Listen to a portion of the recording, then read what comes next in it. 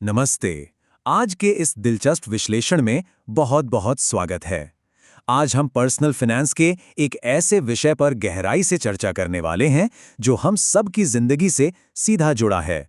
हम mutual funds की दुनिया से पर्दा उठाने वाले हैं और निवेश के बुनियादी नियमों को एकदम आसान तरीके से डिकोड करेंगे। तो चलिए, बिना किसी देरी के सीधे मुद्दे पर आते हैं। अक्सर ऐसा लगता है कि मेहनत की कमाई को बस एक साधारण बैंक अकाउंट में रख देना ही सबसे सुरक्षित विकल्प है ना? लेकिन असल में ऐसा करना अपने ही पैसों को धीरे धीरे हवा में गायब होते हुए देखने जैसा है। ये एक ऐसा अदृश्य खतरा है जिसके बारे में शायद रोजमर्रा की जिंदगी में ध्यान नहीं जाता।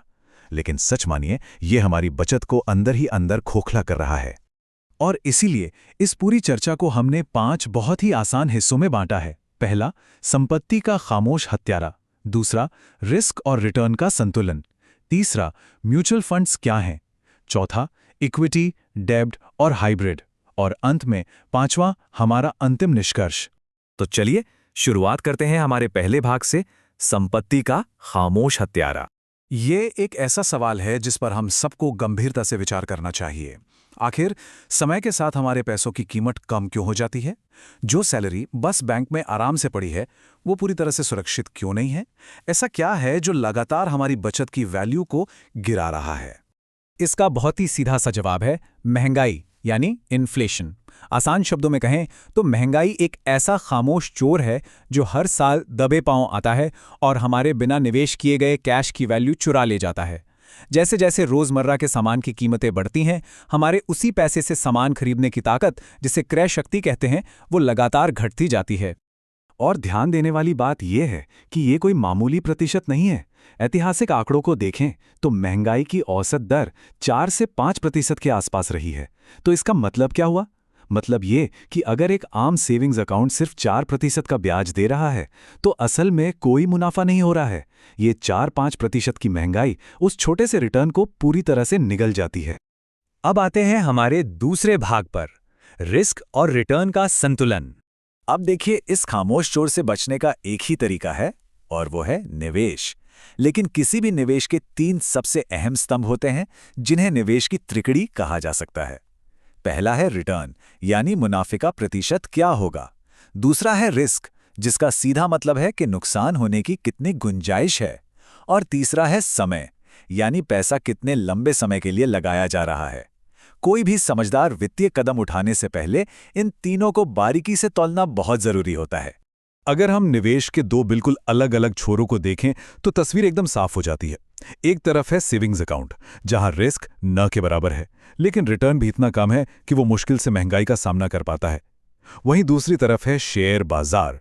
यहां छप्पर फाड़ मुनाफे की संभावना तो है, लेकिन इसके लिए बहुत गहरी समझ चाहिए और बाजार के भारी उतार चढ़ाव को बर्दाश्त करने की ताकत भी होनी चाहिए। तो फिर सवाल उठता है कि क्या कोई बीच का रास्ता मौजूद है? अक्सर लोग रियल एस्टेट, सोने या फिक्स डिपॉजिट यानी एफडी की तरफ भागते हैं। लेकिन सच कहें तो इनकी भी अपनी बहुत बड़ी कमियां हैं। अब रियल एस्टेट को ही ले लीजिए। इसके लिए लाखों करोड़ों की भारी भरकम पूंजी चाहिए होती है। और आंकड़े बताते हैं कि इसके रिटर्न 2011 के 30% से धड़ाम से गिरकर 2018 में सिर्फ 5% रह गए थे। सोने की कीमतों में भी भयंकर उतार चढ़ाव देखने को मिलता है। और एफडी में तो पैसा एक लंबे समय के लिए पूरी तरह से लॉक हो जाता है। साफ है कि एक बेहतर और आसान टूल की सख्त जरूरत है। और बिल्कुल यहीं पर एंट्री होती है हमारे आज के मुख्य विषय की, भाग 3, म्यूचुअल फंड्स क्या हैं।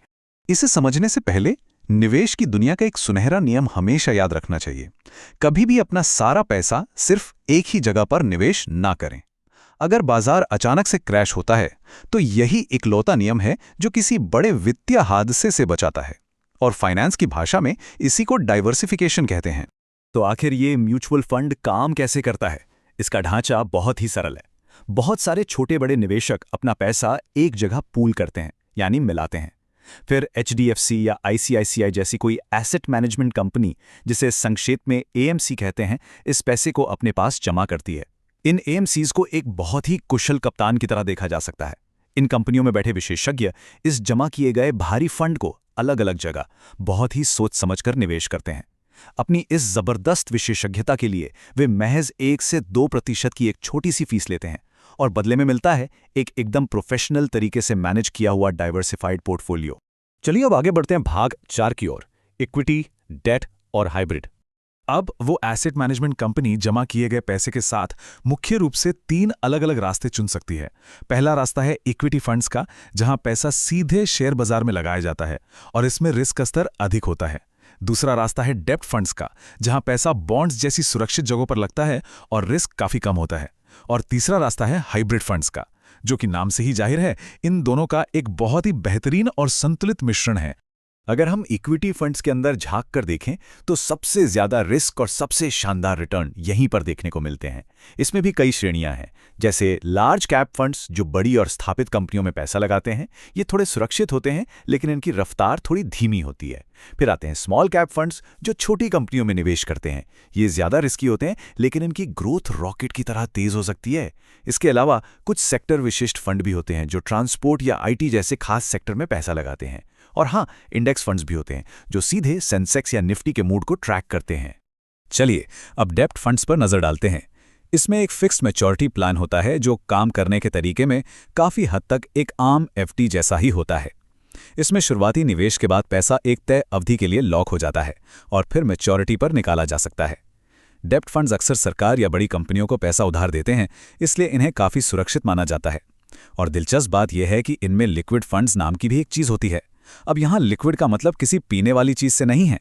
फाइनेंस में लिक्विड का मतलब है कि पैसे को जब चाहें आसानी से निकाला जा सकता है और ये भी काफी अच्छे रिटर्न दे सकते हैं। अब बात करते हैं हाइब्रिड फंड्स की, जिनका कॉन्सेप्ट बहुत ही शानदार है। उदाहरण के लिए एक बैलेंस सेविंग्स फंड को ही ले लीजिए। इसमें पैसे को इस तरह बांटा जाता है कि 70% हिस्सा सुरक्षित डेट में और बाकी 30% हिस्सा थोड़े रिस्की इक्विटी में लगाया जाता है। ये अप्रोच उन लोगों के लिए एकदम परफेक्ट है जो शेयर बाजार का थोड़ा स्वाद चखना चाहते हैं, लेकिन अपनी मूल पूंजी को लेकर कोई बड़ा खतरा मोल नहीं लेना चाहते। और ठीक इसके उलट एक थोड़ी आक्रामक रणनीति भी होती है, जिसे बैलेंस्ड एडवांटेज फंड कहते हैं। इसमें कहानी पलट जाती है। यहां 70% हिस्सा इक्विटी में यानी हाई रिस्क पर होता है और 30% डेट यानी लो रिस्क पर। सबसे अच्छी बात यह है कि इन अलग अलग हाइब्रिड विकल्पों के जरिए कोई भी इंसान अपनी सहूलियत और अपने लक्ष्य के हिसाब से रिस्क के इस डायल को पूरी तरह से कस्टमाइज कर सकता है ना कमाल की बात? तो इस पूरी चर्चा के बाद हम कहां पहुंचते हैं? यह है हमारा आखिरी भाग, भाग 5, अंतिम निष्कर्ष। चलिए एक बार फाइनल स्कोर कार्ड पर नजर डाल लेते हैं। अगर हम म्यूचुअल फंड्स के फायदों की बात करें तो सबसे बड़ा फायदा है एसआईपी। इसके जरिए बहुत ही कम पैसों से निवेश की शुरुआत की जा सकती है। दूसरा, पैसा कोई नौसिखिया नहीं बल्कि बड़े वित्तीय विशेषज्ञ संभालते हैं। और तीसरा, इसमें डाइवर्सिफिकेशन का फीचर पहले से ही मौजूद होता है, जिससे रिस्क अपने आप कम हो जाता है। लेकिन हमें सिक्के का दूसरा पहलू भी देखना चाहिए। इसका नुकसान यह है कि हमें अपने मेहनत के पैसों के लिए अनजान फंड मैनेजर्स पर भरोसा करना पड़ता है और अतीत में एजेंट्स द्वारा भारी कमीशन लिए जाने का इतिहास भी रहा है। तो कुल मिलाकर इसमें इंसानी विशेषज्ञों पर विश्वास करना ही पड़ता है। और इसी के साथ हम एक बहुत ही अहम और विचारणीय सवाल पर आ पहुंचते हैं। भविष्य को सुरक्षित करने के लिए आज कौन सी म्यूचुअल फंड रणनीति सबसे सही रहेगी? देखिए, अब समय आ गया है कि वित्तीय डर को पीछे छोड़ा जाए। जानकारी ही असल में सबसे बड़ी ताकत है। बुनियादी बातें अब बिल्कुल स्पष्ट हो चुकी हैं। तो अब समय है खुद से रिसर्च करने का और अपनी आर्थिक तरक्की की कमान मजबूती से अपने हाथों में लेने का। आज के इस गहरे विश्लेषण में हमारे साथ जुड़ने के लिए बहुत बहुत धन्यवाद।